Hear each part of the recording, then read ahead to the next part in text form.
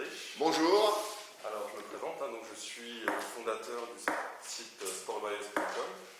Donc nous, ce qu'on fait en fait, c'est qu'on essaie d'apporter une nouvelle vision du sport. Donc on a créé en fait ce site il y a 2 mois. Pour l'instant, voilà, notre objectif, c'est pas de concurrencer l'équipe.fr, on est beaucoup plus modeste que ça, mais voilà, on a envie d'apporter, de mettre la lumière sur des sports qui sont peut-être un peu moins médiatisés. C'est dans ce but-là que je me permets de vous rencontrer aujourd'hui. Très bien. Donc, ce qu'on va faire, c'est que je vais vous demander de vous présenter déjà, de présenter votre association, et on verra ensuite pour le déroulement de notre entretien. D'accord, donc moi, aujourd'hui, j'ai démarré une activité sport-aventure en 2003. Au préalable, donc aujourd'hui, j'ai 54 ans. Au préalable, je suis officier de marine marchande. Donc j'ai fait ça avec les études pendant 7 ans. Ensuite, j'ai créé un cabinet de chasseurs de tête, de recrutement, que j'ai développé un peu partout en Europe, aux États-Unis. Je l'ai introduit en bourse en 97 et j'ai tout vendu fin 2002. Donc ce qui m'a permis d'avoir de l'argent. L'argent est une notion assez relative, mais j'en avais suffisamment pour pouvoir démarrer ma passion en 2003. Et je me suis mis dans la tête d'essayer, si on considère l'aventure comme une discipline, d'essayer de devenir, d'évoluer au meilleur niveau mondial, disons vraiment en m'engageant à fond dans cette passion. Donc pendant 4-5 ans, j'avais aucun partenaire, aucun sponsor, aucun média d'aucune sorte. Et alors ce que j'ai fait très rapidement, j'ai démarré avec le Dakar Moto, je termine 6e en 400, ensuite record sur la traversée de la Manche à la voile, Transat anglaise, Transat Jacques Vabre, tour du monde pendant le Vendée Globe en pirate, je fais le tour en 122 jours, sommet de l'Everest par la voie chinoise, record absolu sur la traversée de l'Atlantique à la rame, en solo, une expédition en kiteski en Antarctique, une première au pôle Nord, à 2 on fait la première traversée non-stop, sans ravitaillement, pôle Nord, Groenland, un tour du monde à la voile par les 2 pôles, avec passage du Nord-Ouest, qui n'avait jamais été fait, des expéditions en Afghanistan. L'an dernier, où j'ai skié à 20 km du centre-ville de Kaboul, et j'ai skié au Panchir avec le bras droit du commandant Massoud, le commandant Ahmad Khan. Et puis l'an dernier, en 2011, j'ai enchaîné Pierre Amanta, qui est la course référence en ski alpinisme, Ironman de Nice et Ultra Trail du Mont Blanc.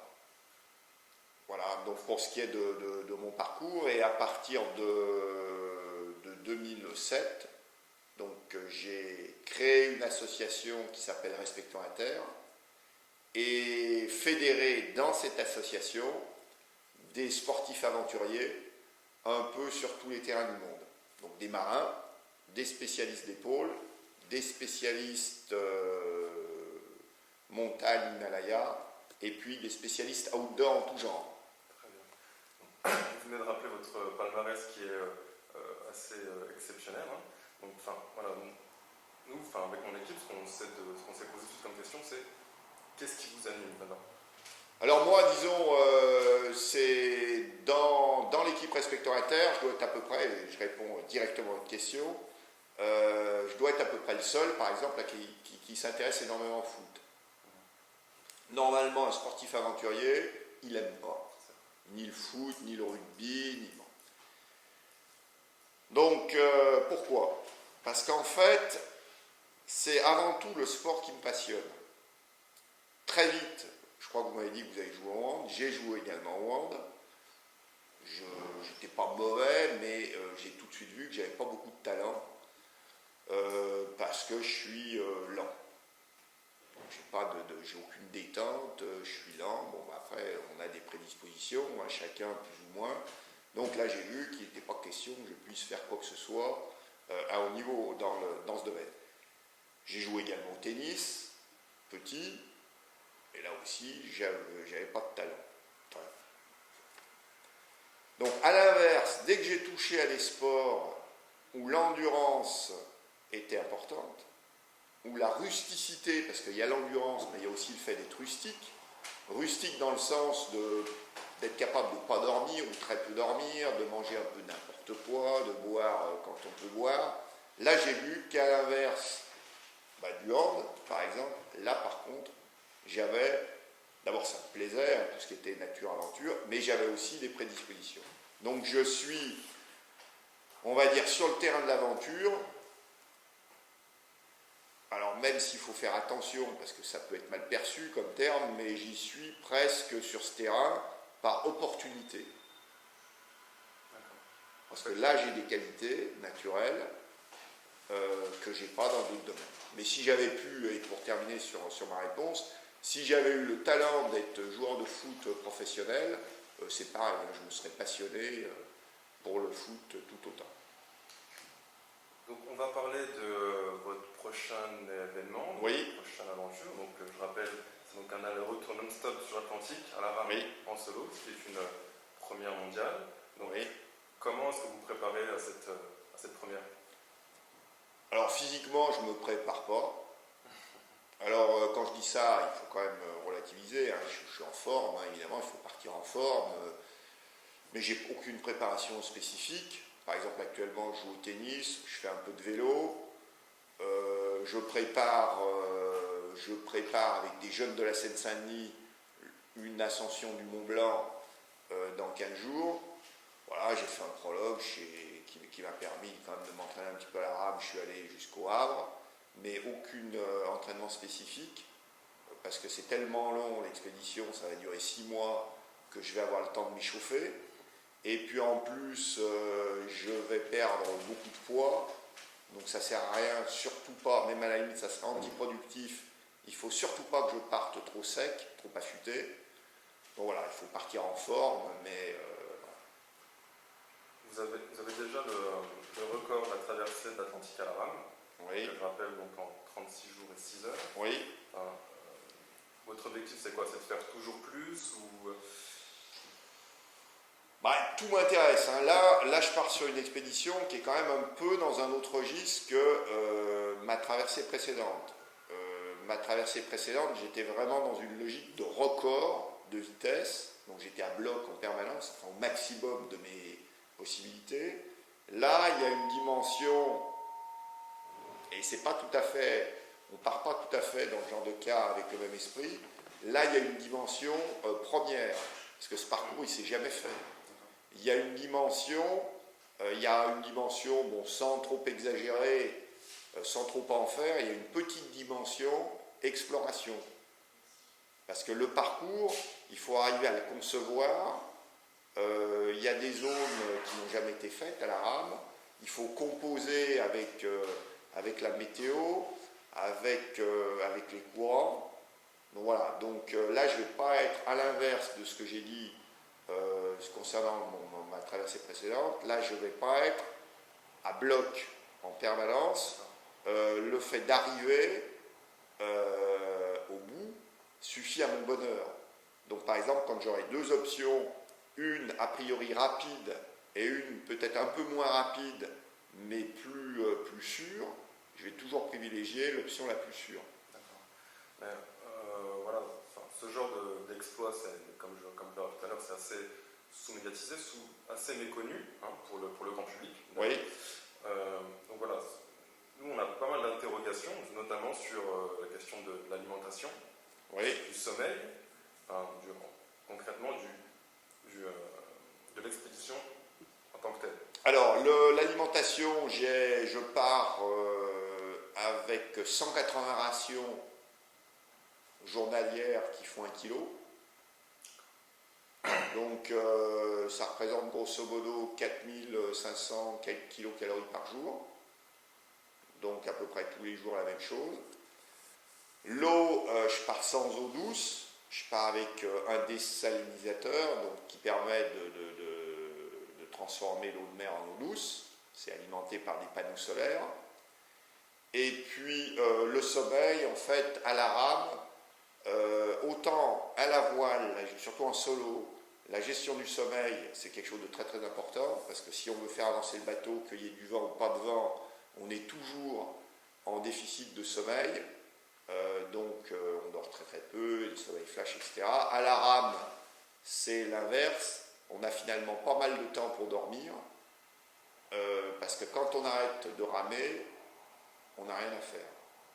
Il n'y a pas de voile à régler, il n'y a pas tellement de choix de route, le bateau il suit un peu les éléments, il n'y a pas vraiment de routage, de météo à choisir, enfin de route à choisir, donc pas mal de temps pour dormir, et logiquement, en plus comme je ne suis pas sur un record de vitesse, sauf peut-être dans les périodes où il va y avoir du très gros temps, et où je vais me faire secouer très sérieusement, en principe, je suis reposé.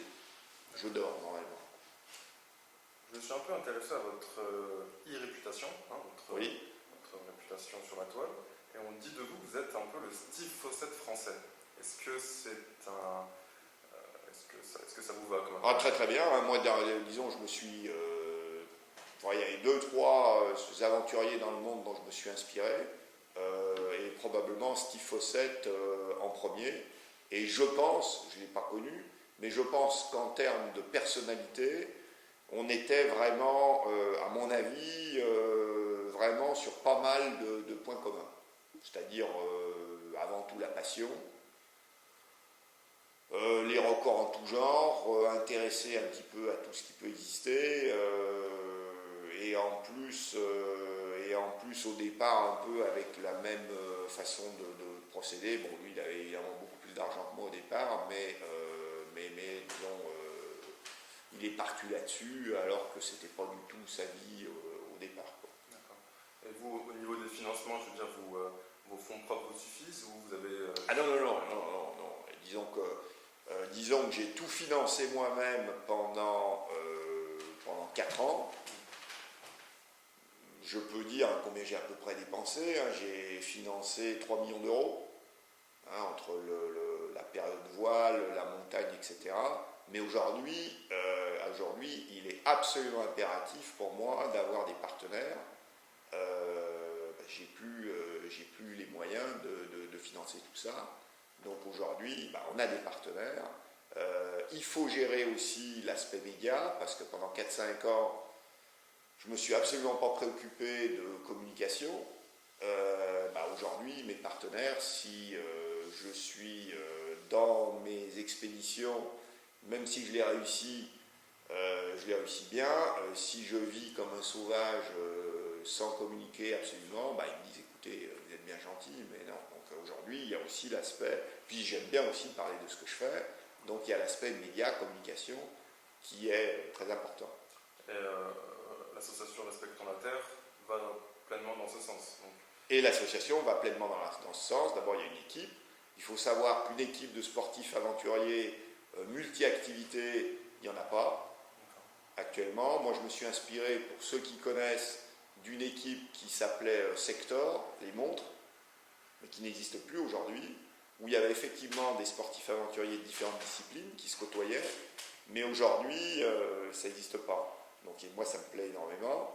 Et puis, au-delà de l'aspect sportif, aventure, il y a aussi une dimension développement durable, disons plutôt témoignage sur le changement climatique. Par exemple, avec Arnaud Tortel, quand on fait notre premier au pôle Nord, on part avec des moins 50 au pôle, ça c'était prévu au programme, mais à 200 km du pôle, on s'est retrouvé avec des températures positives, avec de la pluie. Donc on a filmé, et là on a un témoignage terrain qui plaît énormément, et on fait des présentations aussi bien dans les écoles, dans les associations, dans les entreprises.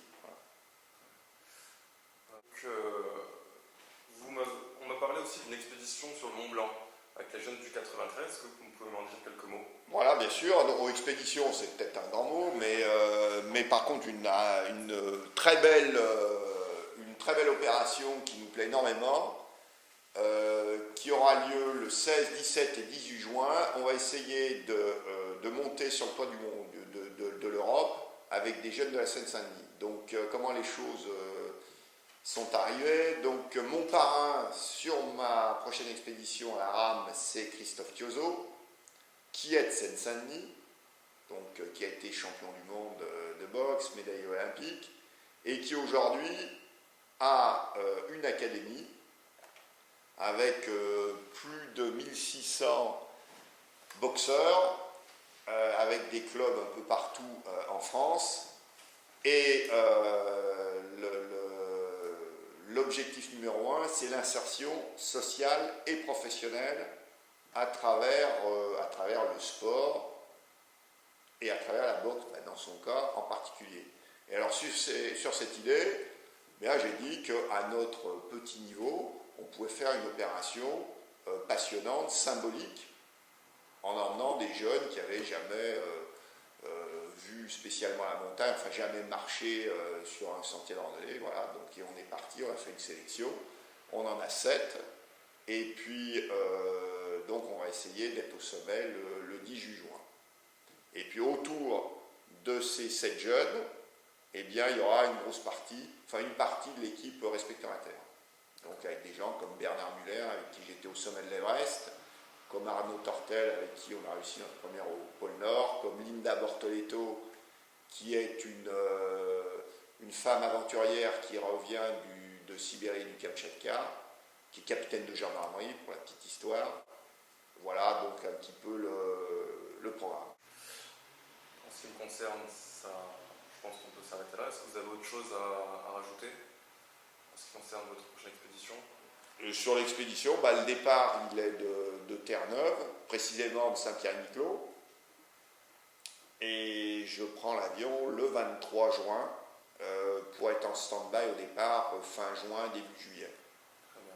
Et pour une arrivée, j'espère, en fin d'année, si tout se passe bien. On vous souhaite toute la réussite qu'il faut et tout le courage qu'il vous faut pour mener à bien votre expédition.